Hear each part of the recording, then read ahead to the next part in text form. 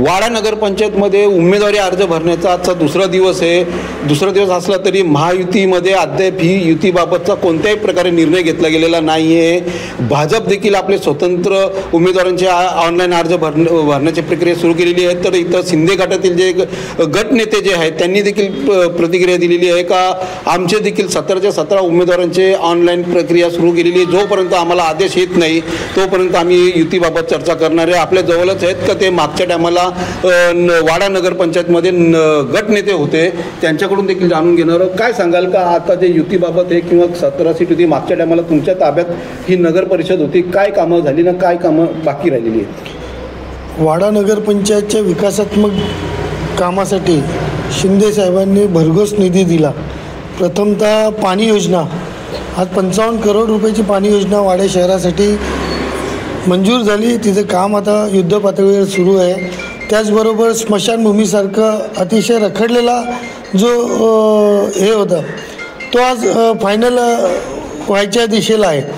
त्याचबरोबर अग्निशमन, वाडा शहराला अग्निशमनची अतिशय अतोनात गरज होती आणि ती शिंदे साहेब, प्रकाश पाटील साहेब आमचे नेते आणि आमदार साहेब शांताराम मोरे यांच्या प्रयत्नांनी आज वाडा शहराला लाभलेलं आहे। त्याबरोबर गल्लोगल्ली महत्त्वाचे रस्ते, रोडवरती रोड लाईट आणि महत्त्वाचं डम्पिंग ग्राउंडसारखा विषय जो 8 वर्षापूर्वी काहीच नव्हतं। अक्षरशः मेन रोडच्या साईडला कचरा टाकण्याचं काम होत होतं, परंतु शिंदे साहेबांनी, आमदारांनी जो आम्हाला सपोर्ट केला त्या सपोर्टच्या आधारे आज आम्ही अतिशय सुसज्ज अशी डम्पिंग ग्राउंडची व्यवस्था केलेली आहे आणि चांगल्या पद्धतीने आज डम्पिंग ग्राउंडचं विलगीकरणाचं काम सुरू होते।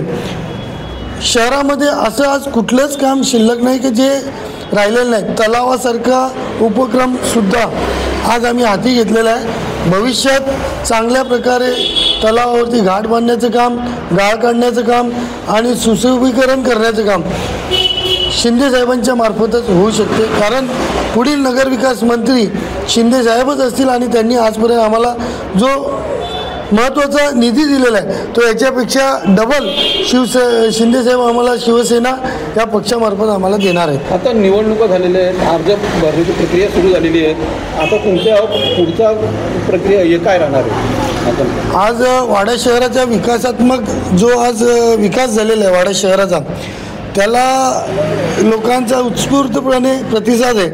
आज आमच्याकडे प्रत्येक प्रभागामध्ये 4-4, 5-5 उमेदवार इच्छुक आहेत।